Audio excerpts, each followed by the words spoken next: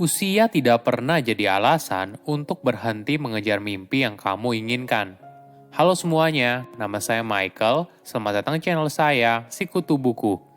Kali ini saya akan bahas kisah inspiratif dari Lord Adi, juara ketiga MasterChef Indonesia season 8. Sikap dan keahliannya dalam masak menarik perhatian banyak penonton. Walaupun sehari-hari menjadi petani cabai, Adi tidak pernah lupa mimpinya untuk menjadi chef profesional. Hingga akhirnya keluar menjadi juara 3 besar dalam ajang MasterChef Indonesia season 8. Sebelum kita mulai, buat kalian yang mau support channel ini agar terus berkarya, caranya gampang banget. Kalian cukup klik subscribe dan nyalakan loncengnya.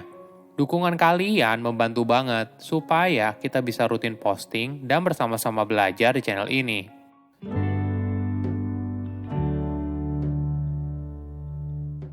Suhaidi Jamaan atau dikenal dengan nama Lord Adi lahir di Kabupaten Tanah Datar, Sumatera Barat pada tahun 1979.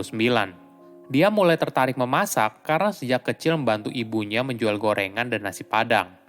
Sebelum dikenal sebagai peserta MasterChef Indonesia, Adi merupakan petani cabai di kampung. Namun, kehidupan petani tidak pernah menghalangi dirinya untuk mengejar mimpi, hingga suatu hari dia mengikuti audisi MasterChef di usia yang tidak lagi muda, yaitu 41 tahun. Adi bercerita saat awal ikut audisi MasterChef Indonesia season 8. Sebagai persyaratan, setiap peserta harus mengirimkan video untuk mengikuti kompetisi tersebut. Video tersebut berisi perkenalan singkat, proses memasak, hingga review makanan yang sudah dimasak. Lalu, video itu akan diseleksi oleh tim MasterChef Indonesia. Apabila berhasil lolos, maka peserta akan dihubungi untuk masuk ke babak berikutnya. Adi merasa dirinya beruntung karena memiliki teman yang jago dalam buat video. Jadi, temannya lalu membuat video Adi memasak dengan kamera profesional, bahkan menggunakan drone. Strategi ini ternyata berhasil. Adi langsung diundang ke Jakarta untuk mengikuti rangkaian audisi MasterChef Indonesia. Saat itu, dirinya hanya membawa uang Rp1.500.000 dan tekad yang besar untuk memenangkan kompetisi tersebut. Ketika sampai di Jakarta, para peserta menjalani audisi lagi sebelum menjalani bootcamp. Mereka diminta untuk membeli bahan sendiri, lalu ada kejadian yang tidak terduga. Para peserta diminta untuk berbelanja di supermarket yang ada di sebuah pusat perbelanjaan. Adi secara pribadi ingin berbelanja di pasar tradisional saja, agar dia bisa mendapatkan bahan makanan dengan harga yang lebih murah. Sayangnya hal ini tidak bisa dilakukan, karena Indonesia sedang berada dalam pandemi, sehingga tim dari MasterChef Indonesia hanya memperbolehkan peserta untuk berbelanja di pusat perbelanjaan. Ketika berada di sana, Adi bingung karena harga bahan makanan di sana mahal semua. Di tengah keterbatasan biaya, muncul sebuah ide cemerlang. Karena Adi mendapatkan slot terakhir, dia berpikir untuk memanfaatkan bahan makanan yang tidak terpakai dari peserta sebelumnya, lalu dijadikan sebuah hidangan untuk audisi MasterChef, dari kaki bebek, santan, rempah-rempah, dan sebagainya. Waktu itu, Adi hanya membeli daun ginseng seharga Rp2.500. Dia sangat senang karena hanya berbelanja sedikit saja dan bisa memanfaatkan bahan makanan dari peserta yang lain. Saat audisi tersebut, Adi juga membuat perkedel. Karena tidak ada peserta yang menggunakan telur, dia meminta kepada pihak hotel untuk mengganti jatah makan paginya dengan 3 buah telur mentah. Nah, jadilah 2 buah hidangan, yaitu bebek gulai dan perkedel.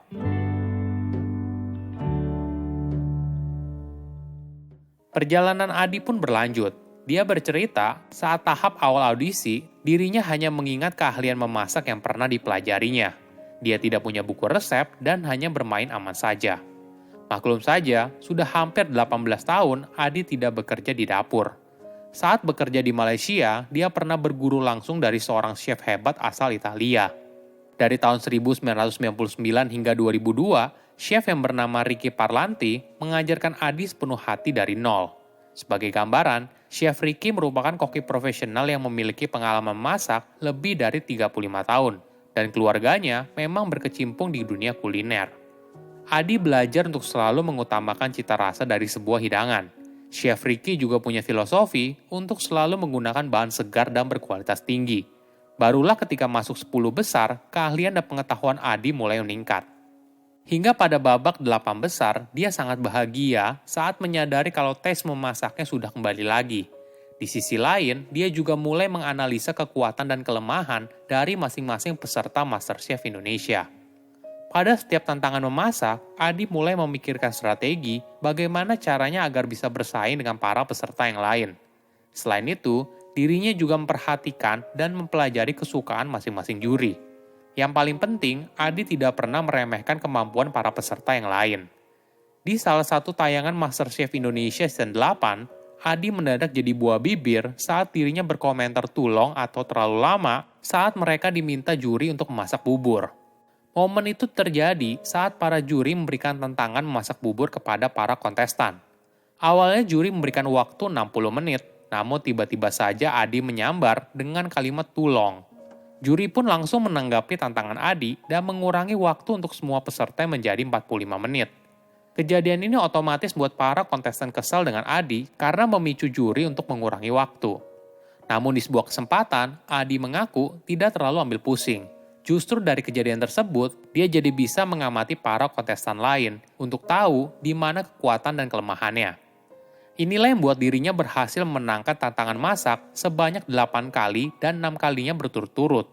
Bagi Adi, pencapaian ini membuat dirinya sangat bangga, walaupun dirinya tidak memenangkan perlombaan tersebut.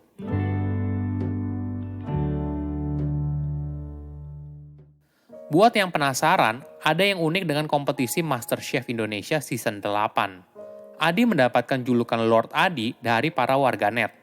Mungkin alasan yang mendasarinya karena keahlian dia dalam memasak secara otodidak. Adi tidak memiliki pendidikan formal memasak, baik di dalam maupun di luar negeri. Keahlian memasaknya berasal dari 3 tahun bekerja di restoran yang ada di Malaysia dan pengalaman menyajikan masakan untuk keluarga. Adi juga merupakan kontestan yang paling sering menang challenge. Penampilannya seringkali memukau juri dengan cita rasa makanan yang dibuat. Bahkan Chef Juna pernah memuji Adi karena cara berpikirnya yang kerap di luar dugaan. Teknik memasaknya juga seringkali menarik perhatian banyak orang.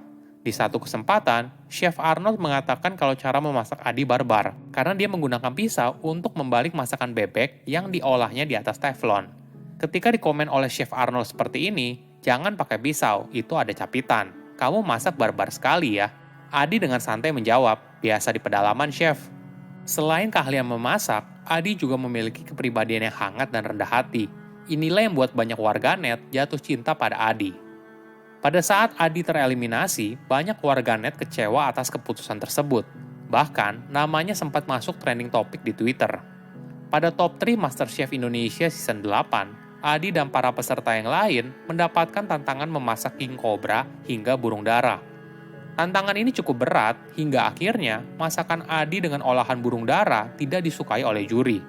Tantangan lain yang cukup memberatkan yaitu saat Adi harus buat dessert dari alpukat.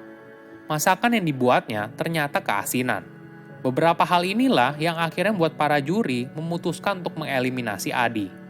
Walaupun karirnya berakhir di MasterChef Indonesia Season 8 hingga juara 3, Adi tetap akan hadir menyapa para penggemarnya melalui konten di media sosial. Usia bukan halangan untuk terus berkarya dan mengejar apa yang kamu impikan. Ketika satu pintu tertutup, maka pintu lain akan terbuka.